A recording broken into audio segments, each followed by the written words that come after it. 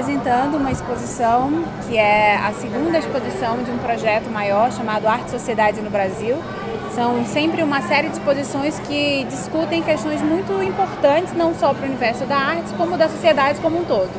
E a exposição desse ano de 2014 está em torno da educação, né, que é esse tema que abrange todos nós de múltiplas maneiras. A exposição se chama Há Escolas que São Gaiolas e Há Escolas que São Asas. E dentro do escopo de artistas, a gente tem convidado pela curadoria o Bruno Faria, que não desenvolveu uma obra, digamos, tradicional, que esteja dentro da galeria, mas que entrou num processo de criação e de interlocução com o Robson Lettieri. E aí, a partir das bandeiras e do projeto desenvolvido pelo Robson, Bruno convida Robson a fazer a sua exposição de bandeiras dentro do mar. Então, se trata de uma operação do artista, que é trazer uma exposição que se dá fora do museu, que vem se dando ao longo dos últimos anos nas ruas do Rio de Janeiro, surgido de uma iniciativa de um cidadão, né, que mobiliza vários outros em torno da representação, da criação de imaginário para a cidade, e traz isso para dentro do mar, né, dentro de uma exposição que trata de educação e que, como tal, fala desses processos coletivos, né, de criação de repertório, de imaginário, de simbologias para uma certa coletividade, dentro de um museu que, por sua vez, discute o Rio de Janeiro, né? E quer pensar o Rio de Janeiro, quer olhar para todos os bairros, tem isso na sua missão. E aí, Bruno, com isso, acho que ele cruza várias camadas, várias intenções, vários circuitos aqui nessa operação. Você quer falar um pouquinho sobre isso? Eu acho que é bem isso que a Clarissa falou. A exposição, quando eu recebi o convite para participar da exposição, meus trabalhos também eles lidam com muitas questões relacionadas ao lugar específico de onde eu vou apresentar a obra.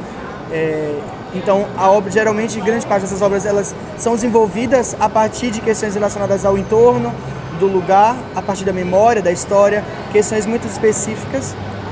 E eu fui convidado para ficar durante um tempo no mar. Vim 2 vezes, fiquei 2 semanas aqui, observando, olhando, tentando entender e me aproximar cada vez mais das ideias, dos conceitos, dos desejos, vontades, tanto da Escola do Olhar como do próprio mar, do museu, e sempre pensando nessa convergência entre o educativo e o espaço expográfico, né, o espaço expositivo. E durante minha temporada aqui, eu tive, acho que a sorte, que eu acho que isso também faz parte, de ter me deparado com o Robson Lettieri, no dia que eu estava no Largo do Machado, andando pelas ruas, encontrei essa mesa com essas bandeiras, eu me deparei com essa exposição ao ar livre e fui observar, fui entender, ver o que era aquilo.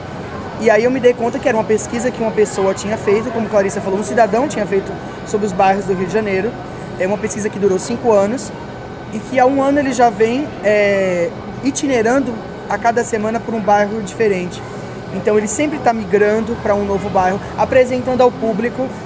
essa exposição. E eu acredito que esse trabalho, como a Clarissa já falou, ele se trata de questões que partem de um deslocamento, de uma operação que eu faço, trazendo algo de fora para dentro do museu, para tentar tensionar novas questões e abrir novas questões, principalmente algo que tensiona a própria exposição, que trata sobre educativa, sobre questões relacionadas à educação. O Robson, ele faz a pesquisa, ele expõe isso, ele fez a expografia, ele diariamente está lá para conversar com o público, com o transeunte, ele é o mediador, o educador do trabalho dele. E aí é muito interessante a gente pensar até como que funcionam esses dispositivos ou essas operações que acontecem no próprio museu, aqui no próprio mar ou outros museus. E é muito interessante porque isso é uma espécie também de um museu. Isso é um museu portátil, é esse museu itinerante que esse cidadão fez, e não pensando nem na arte, pensando na verdade em formação, pensar em novas questões que não são aquelas questões da arte, mas que eu faço esse deslocamento, essa proposição, ao trazer ele para cá e colocar ele num outro lugar, tornando visível isso, abrindo novas discussões. E eu acho que isso é muito potente, pensando isso, inclusive, como eu já falei, dentro de uma exposição que trata sobre questões educacionais, e a gente pode aí pensar questões relacionadas ao âmbito da arte formal, a arte não formal, se a gente for pensar conceitos ou pensamentos do próprio Paulo Freire, contribuições muito ricas sobre essa arte não formal, essa arte que extrapola os limites do espaço físico de uma instituição ou de uma escola, como o próprio título da exposição diz, há escolas que são gaiolas e há escolas que são asas. Então eu acho que, nesse caso, eu acho que a gente consegue fechar nesse pensamento de que realmente há escolas que são asas, que é essa escola da nossa vida, que é a escola do nosso aprendizado, do dia a dia, do nosso cotidiano. O objeto que a gente tem aqui, na verdade, essa exposição, ela também vai gerar durante essa semana uma série de encontros, uma série de ações no museu, ações fora do museu, com encontros em alguns grupos como o GEA, no qual a gente vai estar discutindo, vai estar desenvolvendo algumas ações práticas com o público, desdobrando e pensando cada vez mais o próprio trabalho. E aí irá acontecer uma conversa com os vizinhos. O MAR tem um projeto chamado Vizinhos do MAR, que é um programa para as comunidades que estão no entorno do museu, que eles têm uma carteirinha, eles têm um acesso ao museu livre, e eles vão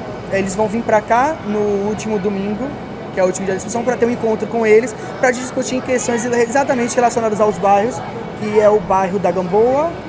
Saúde e o Santo Cristo. Então, essas pessoas dessas comunidades virão para cá, para esse encontro, assim como o encontro do GEA e outras ações que irão ser desdobradas a partir da exposição aqui no MAR.